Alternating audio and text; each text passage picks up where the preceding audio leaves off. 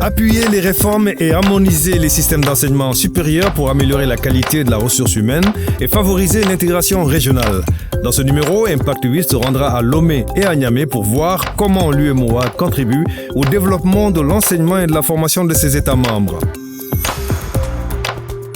Ce magazine accueillera ensuite le commissaire chargé du département du développement des ressources humaines. Il passera en revue l'offre de l'enseignement supérieur et de la formation professionnelle de l'institution. Nous terminerons avec les nouvelles brèves. Bienvenue donc à ce nouveau numéro d'Impact 8, le magazine d'information de l'Union économique et monétaire ouest-africaine. L'enseignement supérieur a été érigé en secteur stratégique par l'UEMOA. La Commission de l'Union a décidé d'appuyer plusieurs institutions universitaires présentes dans son espace. Objectif, mettre à la disposition des économies et des États des ressources humaines de qualité. Dans ce numéro de Impact 8, nous vous invitons à découvrir deux d'entre elles, le centre Agrimet à Niamey et l'école d'architecture et d'urbanisme de Lomé.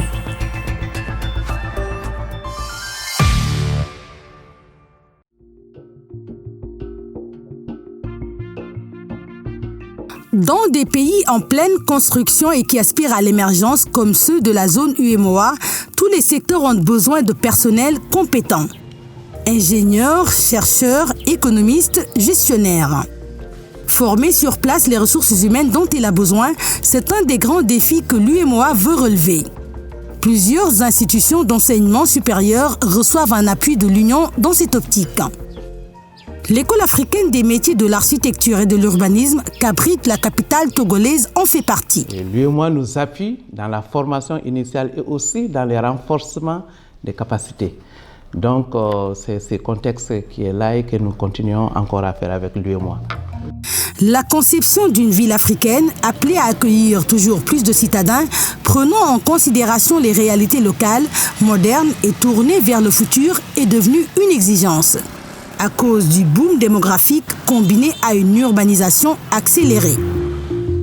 Un BTS génie civil en poche, Marilyn Morrison intègre l'EAMO en 2014. La jeune Ivoirienne n'a pas eu besoin de quitter la zone UEMOA pour vivre sa passion, bénéficier d'une solide formation et entrevoir une carrière prometteuse. Le choix m'était offert de faire la formation à l'extérieur ou ici en Afrique. Et quand je faisais les recherches, je suis tombée sur l'école africaine des métiers de l'architecture et de l'urbanisme. Ce qui m'a attirée vers cette école-là déjà, premièrement, c'était sa diversité culturelle. C'est-à-dire, je n'étais pas sortie de mon pays avant ça. Et en venant ici à l'UEMOA en première année, je rencontrais plusieurs nationalités. Je voyageais sans vraiment voyager. Je rencontrais des personnes de l'Afrique centrale, de l'Afrique de l'Ouest, qui étaient, certes, certains étaient des pays limitrophes de mon pays, mais que je n'avais jamais visité, que je ne connaissais pas. Et je me rendais compte qu'on n'était pas si différents les uns des autres, mais que c'était vraiment une opportunité incroyable. Après une formation dans le secteur de l'eau et de l'assainissement dans son pays, le Bénin, William Aokpe a traversé la frontière et rejoint l'EAMO pour un Master 2 en urbanisme. Son rêve, aménager des villes authentiquement africaines. On a des cités historiques en Afrique. On peut prendre le cas de Djenné ou le cas de Porto-Novo au Bénin, qui ont encore leur centre historique intact. Alors on doit aller au chevet de ces centres historiques-là, faire des recherches, voir comment les gens se sont organisés entre-temps et voir si on ne peut pas, avec la modernité, apporter quelque chose et essayer de créer en fait un label qui soit propre à l'Afrique, qui soit propre aux villes africaines. Et nous formons beaucoup les jeunes, les architectes, pour qu'ils puissent aller dans les villes et développer les pays africains dans un contexte économique social. Et actuellement, nous avons fait diplômer plus de 1300 cadres de haut niveau. Plus au nord, dans la capitale nigérienne, le centre Agrimet se dresse fièrement sur les bords du fleuve Niger. Plusieurs centaines de cadres ont été formés ici. Spécialisés en météorologie, hydrologie, sécurité alimentaire et protection des végétaux. Des compétences fortement recherchées dans un contexte de changement climatique. Si vous prenez la protection des végétaux, dans beaucoup de pays, on a des cadres qui ont été formés par le Centre régional Agrimet. Et d'ailleurs, actuellement, dans beaucoup de pays, la plupart des directeurs de météo, dans les pays comme le Burkina Faso, dans les pays comme le Togo, le Bénin, le Tchad, les directeurs de météo sont des anciens étudiants du Centre régional Agrimet. Donc c'est vraiment un cas de success story. On a même des cadres qui sont devenus des ministres. Donc vraiment, c'est une fierté pour nous. Tening Keita vient de boucler 3 ans de formation au Centre Agrimet. Pour sa thèse de fin de cycle, il a travaillé sur l'impact de la météo sur le paludisme. Comme nous connaissons tous avec ce que le paludisme représente pour nous, surtout la population et l'État, donc il était question de voir la relation qui existe entre certains paramètres climatiques et l'évolution de la maladie. C'est dans cette optique que nous avons choisi ce thème. Depuis 2007, Agrimed a été érigé en centre d'excellence de l'UEMOA. Il a bénéficié d'un programme de renforcement de capacités et a reçu des équipements pédagogiques et des bourses pour les étudiants. Le centre Agrimed est devenu aujourd'hui une référence mondiale. Une belle réussite au cœur du Sahel et de la zone UEMOA. Notre rubrique reçoit aujourd'hui Filiga Michel Sawadogo, le commissaire du département du développement humain DDH. Il passe en revue l'offre de l'enseignement supérieur et de la formation professionnelle de l'institution. Alors, l'UEMOA a beaucoup fait pour l'enseignement supérieur. L'UEMOA a très tôt pris conscience de l'importance de ressources humaines bien formées pour réussir le développement économique et social au profit des populations des 8 États membres. C'est ainsi que dès 2002, les accompagnements assez substantiels ont été entrepris. Et ça a commencé d'abord par des directives pour tracer le cadre juridique des projets, de l'évolution de l'enseignement supérieur. Vous savez que c'est à travers l'UEMOA que les États sont entrés dans le système licence, master, doctorat, LMD. Et c'est avec l'appui de l'UEMOA que d'autres directives ont été adoptées pour faciliter l'évolution de l'enseignement supérieur. Mais il ne fallait pas aussi se contenter des textes, il fallait quand même un accompagnement financier substantiel.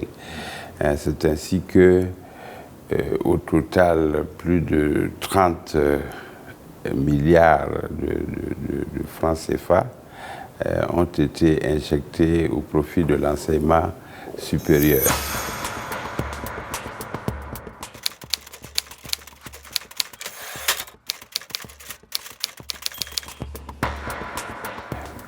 À cet égard, vous avez 3 projets qui ont été montés, qui ont été exécutés, qui ont produit des effets et on espère que les moyens permettront de rééditer, disons, ces financements parce que les problèmes que nous avons à résoudre sont des problèmes structurels.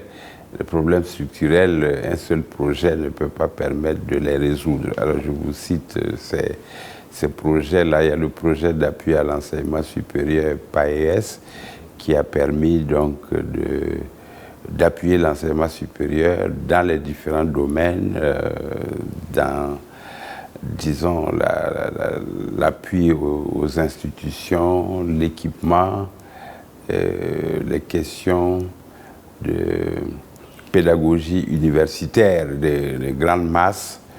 Et vous avez le projet, le PATIS, qui est le projet d'appui au développement des TIC pour l'enseignement, qui a permis d'équiper les universités mères, parce que dans chaque pays, il y a une université de départ, à partir de laquelle les autres universités sont nées, pour qu'ils aient donc les équipements, qu'elles soient connectées dans la sous-région à partir de ces équipements-là. Chacun de ces projets, c'est autour de 8 milliards. Et un projet important aussi, ça a été le PACER, le projet d'appui au centre d'excellence de l'UEMOA.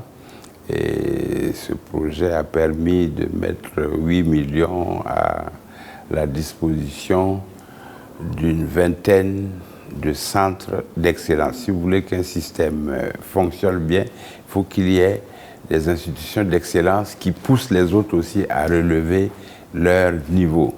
Et ce qui est intéressant, c'est que pratiquement tous les pays ont bénéficié de ces centres d'excellence, ces 20 centres d'excellence. Et pour montrer que ça va vers le haut, il y a 18 institutions qui ont été appuyées pour environ 800 millions de francs CFA, ce qui va leur permettre aussi de pouvoir prétendre bientôt à être également des centres d'excellence. Voici en bref d'autres nouvelles de ce magazine. Le chantier pour la construction du siège de la Chambre consulaire régionale du UEMOA se poursuit à un rythme satisfaisant à Lomé, la capitale togolaise. C'est ce qu'a pu constater une mission de supervision conduite par le vice-président de son comité de suivi et composé de représentants de l'AGETUR Togo, le maître d'ouvrage délégué, et de l'École africaine des métiers d'architecture et EMO, maître d'œuvre de l'ouvrage. À la suite de cette visite, le comité s'est dit satisfait de la mise en œuvre des recommandations de la mission de supervision du chantier par la commission l'UEMOA en mai dernier. L'approfondissement de l'intégration africaine et du processus de convergence UEMOA-CEDEAO au centre de la 18e rencontre interinstitutionnelle entre les deux entités sous-régionales. Cette session, qui s'est réunie dans la capitale ivoirienne, aboutit à la volonté exprimée des deux institutions d'accélérer la convergence en renforçant la synergie d'action entre elles pour éviter une duplication des initiatives et des actions. Impact 8 prend fin. Nous vous retrouverons dans 15 jours sur cette même antenne pour d'autres informations sur l'intégration régionale.